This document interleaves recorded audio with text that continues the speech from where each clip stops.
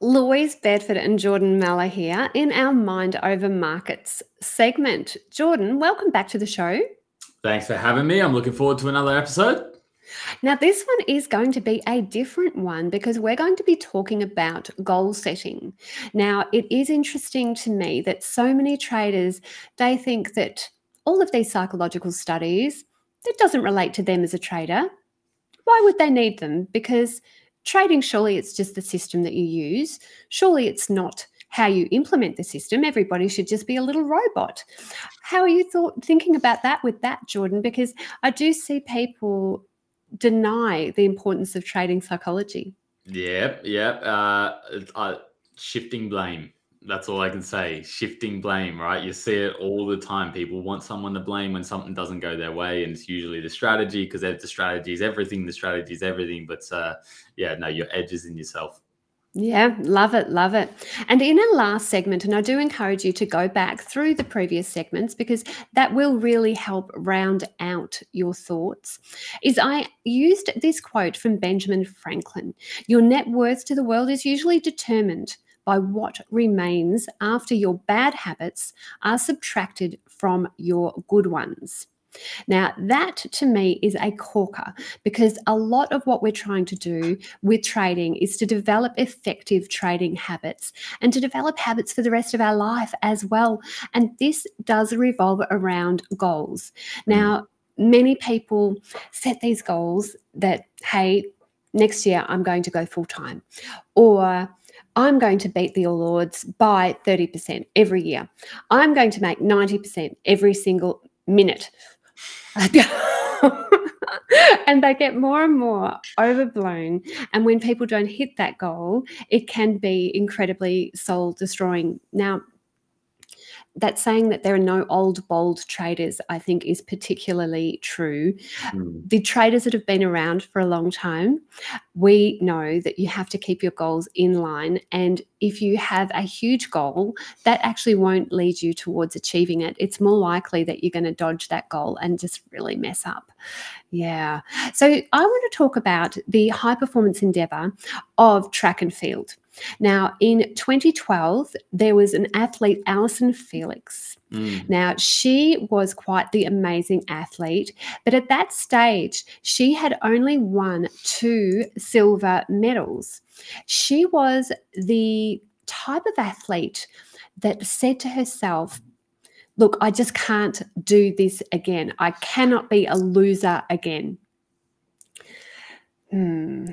Now, there are 2 types of goals in this field, and even in our field, there are approach goals and there are avoidance goals. Now, what Allison was doing there was she had constructed an avoidance goal. There was a reason why she didn't want to come second, and she had emphasized that coming second. Now, she came first. But the sad part about it was that she didn't have those nice feelings of worthiness. She was not happy with her goal achievement because her feelings didn't recognize elation.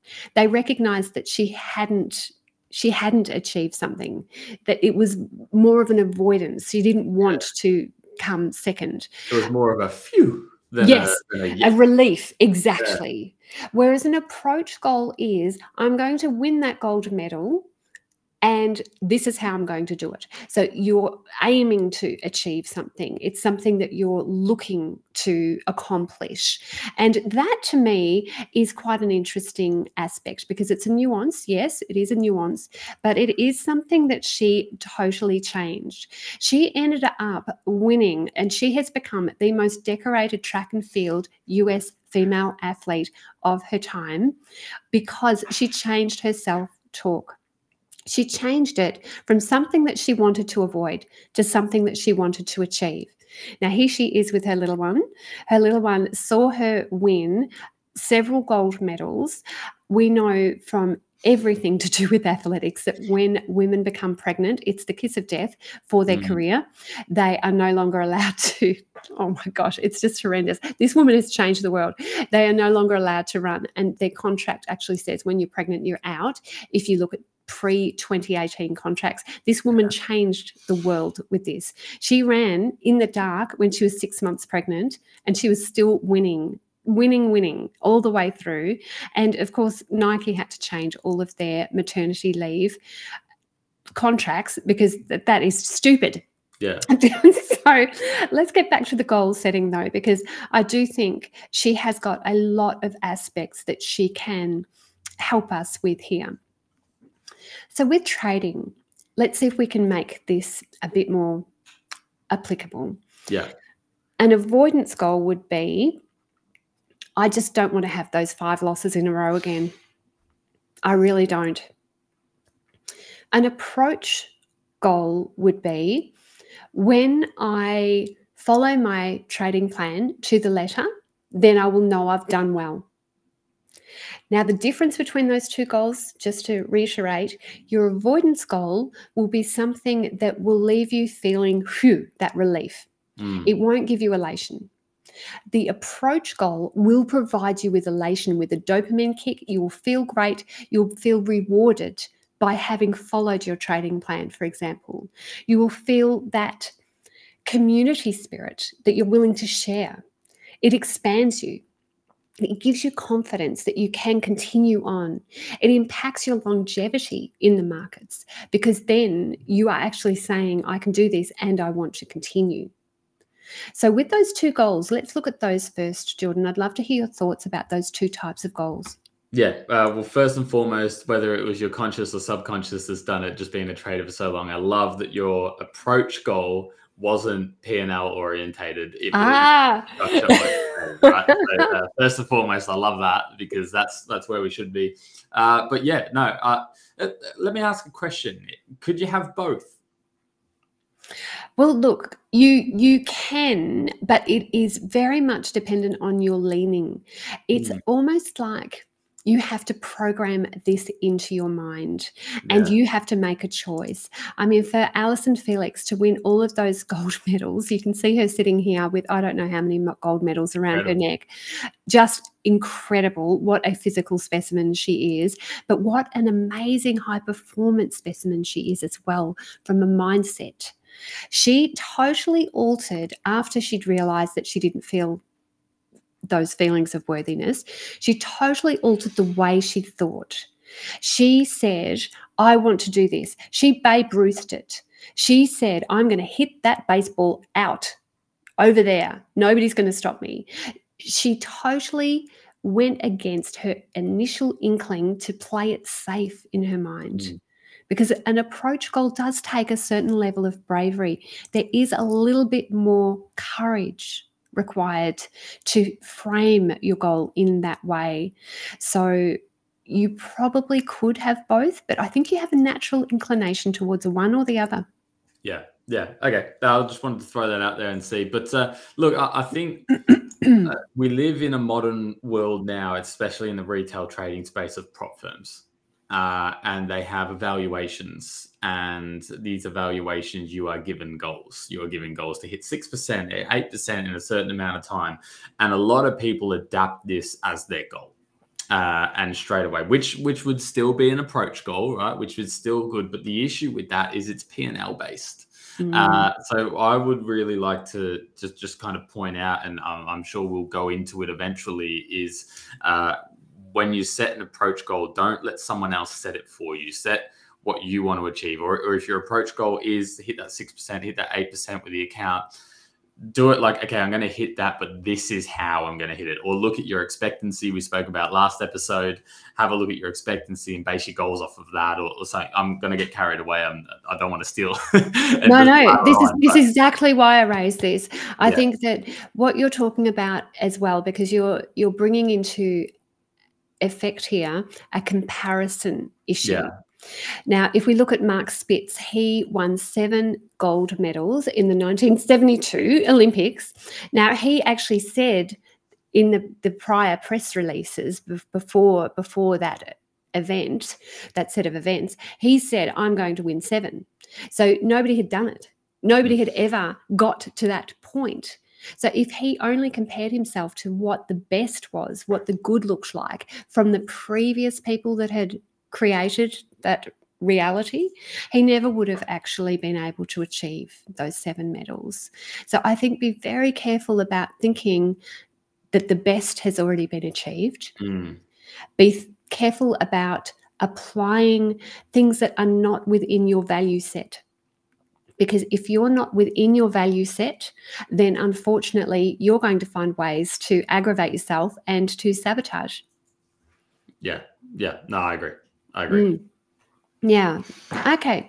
Now, I wanted to bring up another goal that I think might be more appropriate for traders. Now, this is mastery goals. Now, mastery goals is where you are looking to master the particular area. And that brings an intrinsic level of satisfaction. So we do have a few things going on here, and I'll perhaps define a few terms. So intrinsic is where it's inside and you're feeling good for your own self. Extrinsic is where it's outside and you're getting those medals hung around your neck. Now, we have to consider the interplay between those. And we know as a parent, the research says if you praise the A and the B student, the A student, if you praise the A, you actually end up damaging that kid's performance. You have to actually praise the mastery of the subject matter. You have to praise them for the work that they're doing. You have to say things like, that's incredible that you worked so hard to get that mark, rather than saying, you're an A student, I knew you could do it. If you praise the A, they are more likely to cheat on tests. They are more likely to hide poor results from you. They are more likely to not go to university. I know this is just horrifying because as parents, you think you're doing the right thing. But actually praising the outcome without looking at the work, that is where you're damaging things. So as a trader, let's think of what we need to master. And this is the aspect that I want your help with, Jordan. What are some of the things that you feel people in the markets should master that they can set goals around? 100% following their trading plan. The loudest and proudest one right there is all got, and we speak about this on stream as well. Rich is very fantastic at this. And a little trick that I can share with you that I used to do when I wanted to build that habit of following my trading plan is I'd set goals based on following my trading plan. It would be, I had, it's back when I had an actual physical calendar before, calendars were everywhere. I had a little calendar up on the wall above my screen, and I'd have stickers, literally like school stickers, like little stars. And every day that I had followed my trading plan, win or loss, I followed my trading plan to the T. I'd apply a sticker on that day and just try and fill that calendar month with it. And I would beat myself up when I didn't get a sticker. But now, win or loss, I had losing months in there. I had winning months in there. It doesn't matter. But my goal, was set to follow that plan. And that gave me enough data to then realize whether the plan was good enough, whether I was good enough, or whatever it was. But going back to that, you've mentioned there with teaching kids, the A student, compliment and motivate the process, not the result. And that will build the habit of following the process and improving the process. Same with trading. Have a look at your process, set your goals on your process, not the result. The result is a consequence, good consequence or bad, of the process. I was talking with Tom Barso recently. He's one of the market wizards. I just think he's fantastic. He's got a new book out, actually, The All-Weather Trader. And it's a great book. It's a really good one. And he was saying about how he considers every trade to be one data point among thousands. So not to take that one trade as being, oh, wow, I'm a good trader or I'm a poor trader, not to evaluate your own self-worth and identity on that one trade, because it's just one among thousands. And I think that macro perspective, that overall view, I think is a great way to consider it as well. Yeah. Perhaps as well, there will be some people who haven't quite got a trading plan, Jordan. That perhaps would be a good first goal as well. That mastery goal, feeling that you are doing what it takes. You are doing what professional traders do. They work to a trading plan. They've got a written trading plan and they evaluate it very frequently. I think that could be a good first step if you're a trader and you don't have one. Yeah. How should people go about that, Jordan? You've got so many resources. Yeah, I think there's plenty of ways to go in there, and I find this is a major issue a lot of beginners face with strategy jumping as well. And this is a topic I consistently talk about when it comes to trading plans is if you don't have a plan to follow, you won't know when you're performing the right way. And the issue with that is that blame. You're instantly going to look for something to blame. It's going to be the strategy you're trading. You're going to throw it out and you're going to go to the next person teaching you. And it's just this vicious cycle a lot of beginners go through. So it's really important you pick one. And I don't care if it's good. I don't care if it's bad, right? Just pick one and develop a plan. Now, we've got a lot of different resources. I know even you supply a lot of resources as well, Louise, on what a trading plan should look like. So if you want our help in that, we've got stuff from 64-page documents to an easy 2-page kind of start off trading plan with questions. If you want access to that, make sure you're commenting on the video and we can get you those links as well. But it's just a matter of understanding what it is you are going to do and do it consistently. It's okay if it doesn't work, but know that you can follow it consistently so that you know that either you're the problem or the strategy is the problem, and then you can move from there. I'm loving that. Something you touched on earlier too, as well, in relation to goals. The mind has trouble visualizing a negative. It more has ease visualizing a positive. So if you're in yourself, you can either sprint towards your goal or you can experience it, like the negative aspect. And often that sprinting towards the goal is a good thing. Yeah. So knowing what you need to do, that trading plan, knowing where to get the resources. I've got a trading plan template from tradinggame.com.au that you're welcome to download. And really that's a way we can stay in touch as well. Yeah, Jordan, I'm thinking as well, what we need to discuss is visualizations.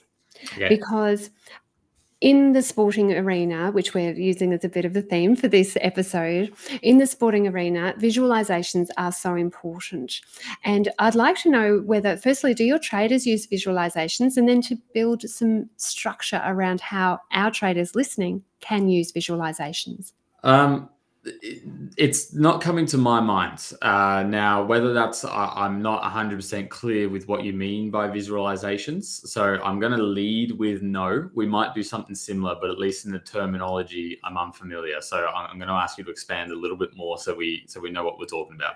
Sure. So visualizations are where often coaches in the high performance endeavors are going to say, can you picture what it will feel like? Can you picture what the audience will be doing? Who will be by your side? How will that medal feel around your neck? Can you imagine every aspect of this so that it's almost so crystal clear that it almost is like you're remembering? That's an effective visualization. Yeah. So that's more along the lines. Now, I'm interested with trading with this because the traders that imagine a set percentage return, they're the ones who often don't achieve that percentage return. The traders that imagine the feelings that they're going to get by being independent, I know it sounds more fuzzy and a bit more airy, but they're the ones who often achieve that in years to come. One of my traders, he got made on a business card, his name and full-time trader. From an identity point of view, he wasn't a full-time trader. He knew he wasn't, but his business card said so. So the rest of his reality lined up to create that reality in real terms. So I'd like your thoughts on this. Have your traders got a clear understanding about where they're going to end up emotionally after achieving their targets? No. Visualizations isn't something that I've worked with, and I'm intrigued to know more. I can understand the value in it, especially when you visualize something so crystal clear. You see the bigger picture. right? You see the bigger picture from what you're just doing, and then you know all the other aspects away from trading that you also need to work on to bring that in as well. No, it's not something I've done personally, but I'm intrigued to know more. Okay. I think what we should do is to talk about affirmations. This is one of the quickest ways that you're going to be able to create an effective visualization and make it concrete enough to stick. Now, affirmations are short statements that tell you, this is what I'm wanting to achieve in the future. And if you make it in line with a mastery goal, it will be even more effective. So I'm going to take you through a few steps. Firstly, set a specific goal. Everything that we've discussed will help you do that. So should we use the specific goal of following our trading plan, Jordan? Because I think that's been a good theme. Yeah. We write that down and we repeat it daily. Now, ideally, you will link that to an emotional feeling that you will receive after you follow your trading plan. So we'll come up with a statement together by the end. You make it as powerful and vibrant as you possibly can. You want this to be like Spielberg has created a movie around this picture in your mind. You need to keep it realistic, because if you can't do dog paddle and you're trying to win 8 gold medals to beat Mark Spitz, that won't work. Yeah. So it has to be realistic, because your mind can sense BS. It has to be positive and concrete. So you need something that is definable so that you know when you've achieved it. Now, you can write this out, you can type it out, but you have to have it with you. It can be on your phone, it can be a screensaver. I've seen one person tattoo it on him. Wow. So that was quite good. But it needs to make you stretch as well. So it can't just be something really boring, because your mind is just going to go, well, that's crud, I can't be bothered with that. So let's see if we can form one here. I'm going to give you an example of a weak affirmation. We'll pick on it, and then we'll give you a strong affirmation. So a weak affirmation is, I must believe in myself and my judgment if I expect to make a living from investing. Now, what's wrong with this, Jordan? Yeah, it seemed a bit dull. It's dull, it's boring. There wasn't much emotion in that. It's not concrete, it's not present, and there's nothing there that will create a hook. There's nothing there to keep you watching that movie in your mind. A more powerful statement would be, I make an exceptional living from investing and I believe in myself. Let's see if we can work one out with a trading plan. I follow my trading plan without question and I feel rewarded. That could be an affirmation that you could have to repeat to yourself regularly, and to reinforce those feelings that you're going to get from a concrete but realistic goal. Affirmations don't respond to anything in the future, like I must do this or I have to. They respond to a date. So in 2026, I will be in this point in my life. Yes, very specific and clear and concrete, but they don't respond to something that's more loosely formed. Another one, these are from my traders actually. I consciously choose to trade for a living and my self-belief is rock solid. I like that one. I'm thriving in my trading career because my judgment is exceptional and I believe in myself. Positive. Now, these are definitely the approach goal, because you are visualizing success and the rewards that come with it. But they're also mastery oriented, because you're not saying, I have to achieve this or I'm going to lose my job for a start. That's the avoidance. Or I have to achieve this so that I'm number one in the office, because that's approach, but it's still screwy. You're doing it because you want to master the skill. Have you played around with anything like this, Jordan, or is this new information? This is quite new information for me, actually. I reckon I've been more aligned to those dull goals, or the affirmations I set, where I'm like, yeah, I know what I want to achieve and I know what I look like there, but I haven't used the language, written it down, and had it in front of me. No, this is quite new to me. Some people pop it on their mirror. Others put it in highlighter as well. Very creative people will respond very well to colour as well, so that they can spell it out in different colours. Try not to have more than 3 going at one time, but have it places that you are going to fall across it and then go, oh, look at that. You want to be very consistent with that. Now, I've seen people change their lives by repeating it to themselves 15 times a day. Now, if you're repeating it to yourself and it's not meaning anything, you have to change it because it's not hitting that emotional core that says, I'm going to run with this. So consistency, colour, vibrancy, concrete, realistic, and repeating. I love it. This is, I love it. I'm going to implement this. I've already got a couple in my mind, which I'm going to start pushing forward. I've got a little side method as well with this, just thinking about it. One of my traders is neurodiverse, and they've actually really been interesting to train because there are so many different ways that you need to get the message in. Now, that person, I'll give you his first name so that it's easy for me to talk about him. Mark. Now, Mark, he owned a tree felling business, and unfortunately for him, he fell out of a tree and his best friend ran over his head with a bulldozer. Oh. So Marcus he's on the spectrum anyway, but he's had 32 operations to reconstruct half of his head.